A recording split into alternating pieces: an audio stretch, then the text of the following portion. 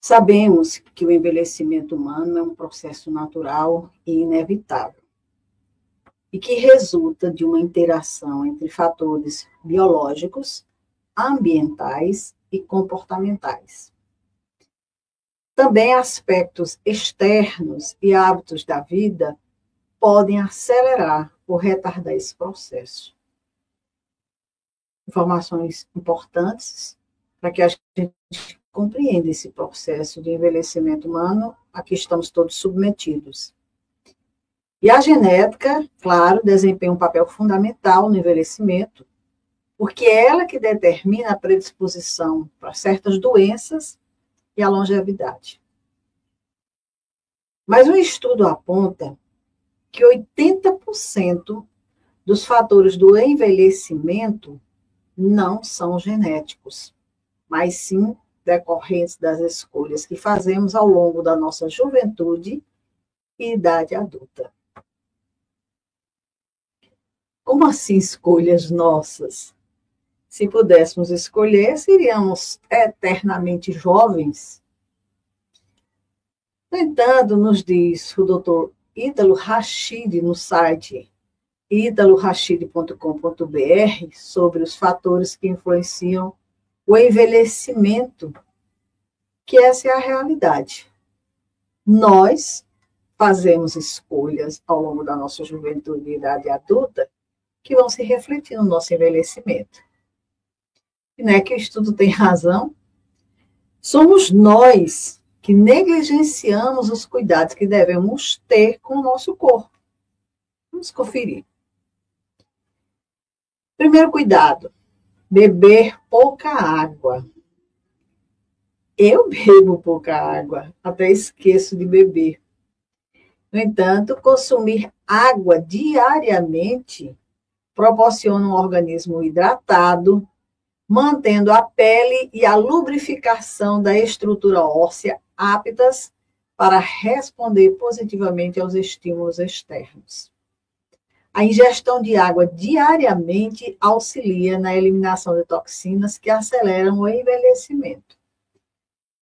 E aí está a primeira causa, nós negligenciamos consumir água, tão importante, né, para hidratar nosso corpo, para manter a nossa pele, a lubrificação da estrutura óssea, tudo isso. E aí você pode perguntar, mas quanto de água eu devo beber? É uma forma de calcular a quantidade de água a beber, é multiplicar o peso corporal por 35 ml. Por exemplo, uma pessoa de 60 quilos deve beber 2,1 litros de água por dia, porque multiplicando o seu peso 60 vezes 3, 35 ml, o resultado vai ser esse. Segundo ponto, dormir mal. Durmo mal, durmo tarde, não consigo dormir cedo. E justamente durante um sono de qualidade é que os indivíduos produzem os hormônios do rejuvenescimento, aqui citado a melatonina e o GH. Mas o que é isso? Vamos lá. A melatonina é um hormônio produzido pela glândula pineal do cérebro, que tem como principal função regular o ciclo circadiano. Esse ciclo circadiano é o ritmo natural do corpo, que regula as atividades biológicas, como o sono, o metabolismo e a concentração. É um ciclo que dura 24 horas e é também conhecido como relógio biológico. Então, essa melatonina, ela promove também o bom funcionamento do organismo e atua como antioxidante. Então, procurar dormir bem. Vamos procurar dormir, ter esse sono natural, essa qualidade de um sono bom. Já o GH, que é esse hormônio do crescimento, tem um papel importante na promoção do crescimento de crianças e adolescentes. E uma vez liberado na circulação, o GH tem efeitos nas cartilagens, nos ossos e também em outros tecidos do organismo. Lembram que nós falamos inicialmente? Escolhas que fazemos desde a juventude. Dormimos mal? Pois é, estamos aí comprometendo esse processo importantíssimo para o nosso corpo. E aí eu pesquisei algumas recomendações para se ter um sono de qualidade. Claro que muitas delas a gente já sabe, né? Dormir cerca de 8 horas por noite, sem interrupção.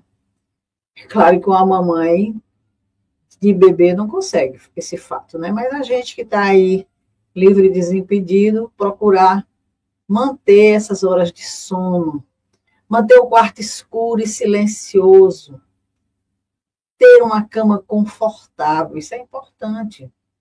Evitar alimentos estimulantes à noite, como café, canela, pimentas e aqueles com excesso de açúcar.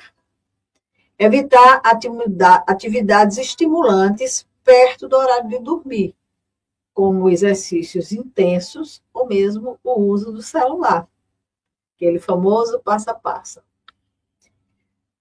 Manter um horário regular para ir dormir e para se levantar. Disciplinar-se para esse momento, né?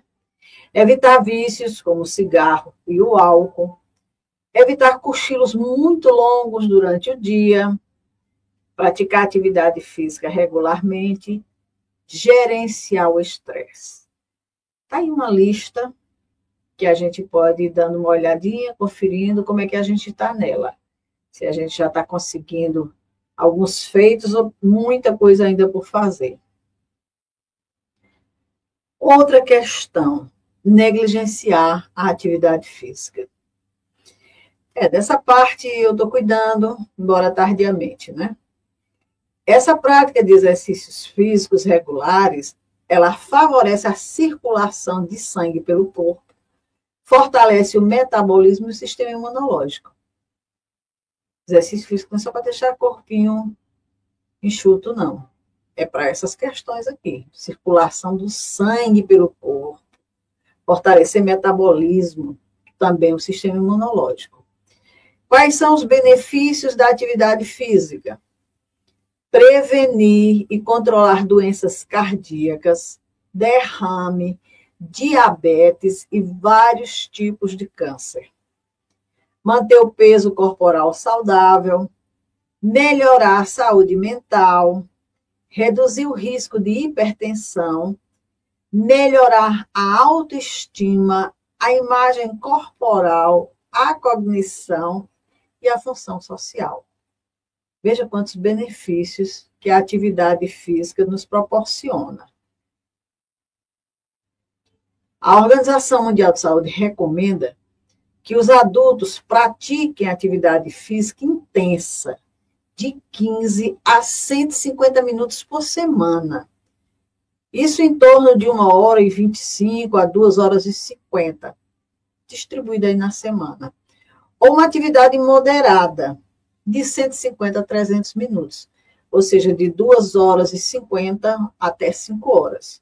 Divide aí na semana, tem gente que faz 1 hora, tem gente que faz 1h30, como que o tempo dá para ser feito. Agora, recomendo que para os sedentários, para aqueles que nunca fizeram exercício ou estão parados há muito tempo, buscar uma orientação médica para iniciar essa prática regular de atividade física. Outra questão, conviver com o estresse. Difícil, né, nos dias de hoje, mas é possível. Viver em condições estressantes faz com que o corpo esteja em constante estado de alerta. Tal situação libera hormônios de corticoide e adrenalina demasiadamente na corrente sanguínea, desregulando os mecanismos de defesa, deixando o organismo suscetível a infecções e outras doenças graves. Eu sei que não é fácil diante do que a vida nos apresenta, mas nós vamos ter que aprender a conviver com o estresse para não viver nessas situações. O corpo em constante estado de alerta, muitos hormônios, corticoide, adrenalina sendo jogado na corrente sanguínea, e isso desarticulando, como bem coloca o texto, os mecanismos de defesa. E a gente fica suscetível a doenças graves, a infecções, por aí vai. Também a depressão e a solidão têm grande impacto no envelhecimento. Por isso, a recomendação de se manter relações sociais saudáveis, desenvolver práticas de relaxamento, como meditação, ter um hobby, poder ajudar, tudo isso pode ajudar a retardar o processo. E trabalhar a resiliência, que é a capacidade de superar adversidades com equilíbrio e otimismo, transformando desafios em aprendizados e também em crescimento pessoal. Então, quando nós trabalhamos a resiliência, o nosso olhar, o foco da questão muda. A gente começa a ver as coisas como desafios, como aprendizados, como crescimento pessoal. E isso ajuda muito, porque normalmente a pessoa resiliente, ela é uma pessoa desestressada. E aí não entra nesse quadro que nós falamos inicialmente. E mais uma outra questão, alimentar-se de forma desequilibrada. Nesse quesito aqui, nem tanto. Em relação a hábitos modernos, eu não estou muito nessa onda aqui, não. Porque, assim, com o advento dos fast food, que é essa comida rápida, e o delivery, essa entrega em domicílio, aí come-se de tudo, qualquer hora, e aí já não se segue aquele hábito de 3 refeições diárias. Tem gente que entra pela madrugada fora se alimentando. Passa o dia se alimentando de coisas, de alimentos não muito saudáveis, entra pela noite, pela madrugada, porque a qualquer hora a pessoa descarga. Dietas abundantes em açúcares industrializados e ultraprocessados resultam em um corpo altamente inflamado e desequilibrado biologicamente. E aumenta o risco de doenças crônicas, como diabetes e hipertensão.